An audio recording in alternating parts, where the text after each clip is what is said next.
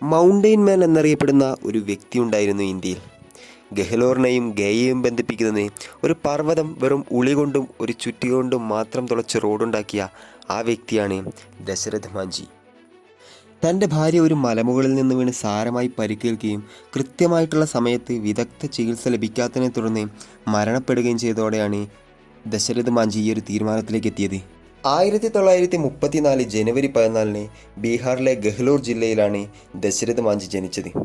ചെറുപ്പത്തിൽ തന്നെ വീട്ടിൽ നിന്ന് ഒളിച്ചോടിയ അദ്ദേഹം ധൻബാദിലെ കൽക്കരി ഖനികളിൽ ജോലി ചെയ്തു.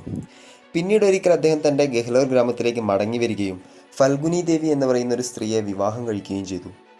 തൻ്റെ സ്വന്തം ഗ്രാമമായിട്ടുള്ള ഗെഹ്ലോർ ഗ്രാമത്തിലേക്ക് തിരിച്ചെത്തിയതിനു ശേഷം മാഞ്ചി ഒരു കർഷക തൊഴിലാളിയായിട്ടാണ് ജീവിതം നയിച്ചത്. മാഞ്ചി ജീവിച്ചിരുന്ന ഗെഹ്ലോർ ഗ്രാമം ദരിദ്രമായിട്ടുള്ള രാജ്യമായിരുന്നു. വേണ്ടത്ര സൗകര്യങ്ങൾ അന്ന് ആ ഗ്രാമത്തിൽ ഉണ്ടായിരുന്നില്ല. തൊട്ടടുത്തുള്ള ആശുപത്രിയിലേക്ക് എത്തണമെങ്കിൽ പോലും 70 കിലോമീറ്ററിലധികം ദൂരം യാത്ര ചെയ്യണമായിരുന്നു.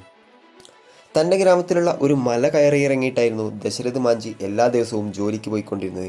തനിക്ക് വേണ്ടിയിട്ടുള്ള ഭക്ഷണവും വെള്ളവും ഒക്കെ കൊണ്ടുവരുന്നത് ഭാര്യയായിട്ടുള്ള ഫൽഗുനി ദേവിയായിരുന്നു.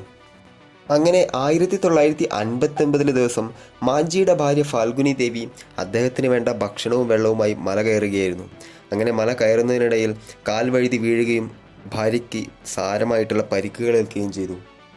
അന്ന് മാഞ്ചിയുടെ ഗ്രാമത്തിലുണ്ടായിരുന്നത് ഒരു നാട്ടുവൈദ്യൻ മാത്രമായിരുന്നു. പക്ഷേ സാരമായി പരിക്കേറ്റ ഫാൽഗുനി ദേവിയെ ചികിത്സിക്കാൻ അന്ന് ആ വൈദ്യനാവുമായിരുന്നില്ല. അന്ന് തൊട്ടടുത്ത ആശുപത്രിയിലേക്ക് എത്തണമെങ്കിൽ പോലും 70 കിലോമീറ്ററിലധികം ദൂരം യാത്ര ചെയ്യണമായിരുന്നു. അങ്ങനെ 1959 വിദഗ്ധ ചികിത്സ കിട്ടാതെ ദശരഥ് മാഞ്ചിയുടെ ഭാര്യ ഫൽഗുനി ദേവി അന്തരിക്കുകയാണ് ഉണ്ടായത്. തൊട്ടടുത്ത ഗ്രാമത്തിലായിരുന്നു ദശരഥ് മാഞ്ചി ജോലി ചെയ്തിരുന്നത്. ആ ഗ്രാമത്തിലേക്ക് പോകുവാൻ മല കയറി ഇറങ്ങുകയല്ലാതെ വേറെ ഒരു വഴിയും ഉണ്ടായിരുന്നില്ല. ചെങ്കുത്തായിട്ടുള്ള വഴികളും ഇടുങ്ങിയ പാതകളുമായിരുന്നു തൊട്ടപ്പുറത്തെ ഗ്രാമത്തിലേക്ക് പോകുവാനുള്ള ഏക മാർഗം എന്ന് പറയുന്നത്. മാഞ്ചിയെ കൂടാതെ ഒരുപാട് ആളുകളും ആ ഒരു ഗ്രാമത്തിലേക്ക് ജോലിക്കായിട്ട് പോകുന്നുണ്ടായിരുന്നു.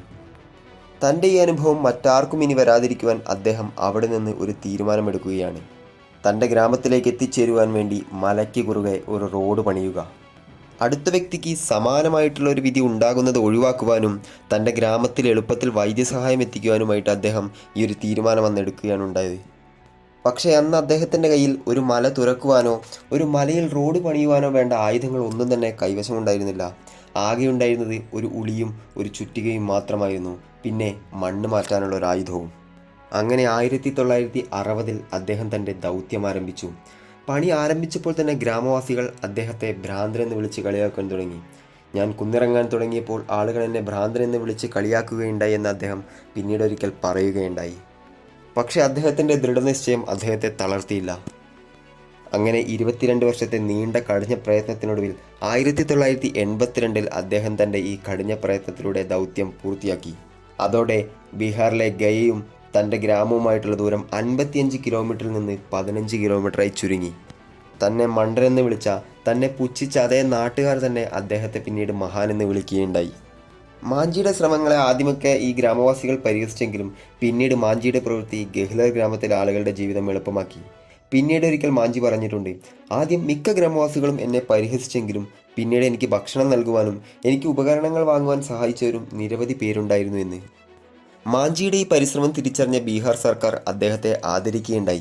അന്നത്തെ ബീഹാർ മുഖ്യമന്ത്രിയായിരുന്ന നിതീഷ് കുമാർ അദ്ദേഹത്തെ നേരിട്ടെത്തി ആദരിച്ചു. കൂടാതെ പത്മശ്രീ പുരസ്കാരത്തിന് അദ്ദേഹത്തിൻ്റെ പേര് നാമനിർദ്ദേശം ചെയ്യപ്പെടുകയും ചെയ്തു.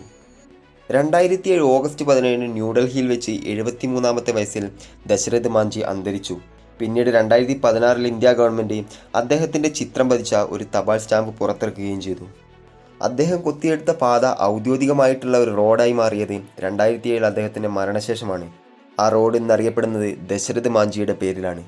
കഠിനാധ്വാനവും ദൃഢനിശ്ചയവും തളരാത്തൊരു മനസ്സുമുണ്ടെങ്കിൽ ഏത് കാര്യവും എന്ത് കാര്യവും നേടിയെടുക്കാമെന്ന് നമ്മെ പഠിപ്പിച്ച ഒരു മഹാൻ കൂടിയായിരുന്നു ദശരഥ് മാഞ്ചി.